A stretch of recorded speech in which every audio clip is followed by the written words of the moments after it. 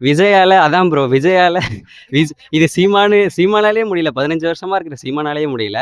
விஜயால எப்படி முடியும்? ஆனா சீமானுக்கு வராத கூட்டம் வந்து இவர் கூடுது அப்படின்ட்டு ஒரு ஒரு ஹைப் இருக்கு. இன்ஃப்ளூயன்ஸ்.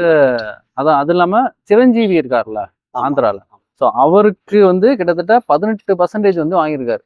அவரோட இனிஷியல் இதுல ஃபர்ஸ்ட் டைம் வந்து தேர்தல் நிற்கிற 18%. அது வந்து ஹியூஜ். சிரஞ்சீவிக்கு வந்தது ஃபர்ஸ்ட் இதுல வந்து 10 லட்சம் பேர்னா இங்க அதுக்கு மேல வந்திருக்கு அப்படிங்கிறாங்க. ஸோ அந்த கால்குலேஷன் இருக்குல்ல, அவர் 18%னா பாத்தீங்களா, கிட்டத்தட்ட வந்து 2 கோடி ஓட்டா, 1.5 கோடி ஓட்டு அப்படிங்கிற ஒரு ஹியூஜ் தானே அது. ப்ரோ அதாவது சிரஞ்சீவியோட தேர்தல் வழிநடத்துதல்ல ஒருத்தர் இருப்பார்ல, அவரை பின்பற்றி இவர் வந்திருப்பாரு. அந்த தேர்தல் புரிதல் அவருக்கு இருக்கும். இப்போ இவரு விஜய் தொடர்ந்து வந்திருக்காரு? யாரால கட்சி ஆரம்பிச்சிருக்காரு? புஷி ஆனந்த். அவர் எந்த கட்சியில இருந்திருக்காரு சொல்லுங்க ஃபர்ஸ்ட். அதாவது எப்படின்னா, அவரோட தலைவரை பொறுத்து தான் அவங்கள அவர் அழைச்சிட்டு போறவங்களை பொறுத்து தான் பின்னாடி வரவங்களும் இருப்பாங்க. அதே மாதிரிதான் விஜய் அவர்களும். புஷி ஆனந்துக்கு என்ன தெரியும்?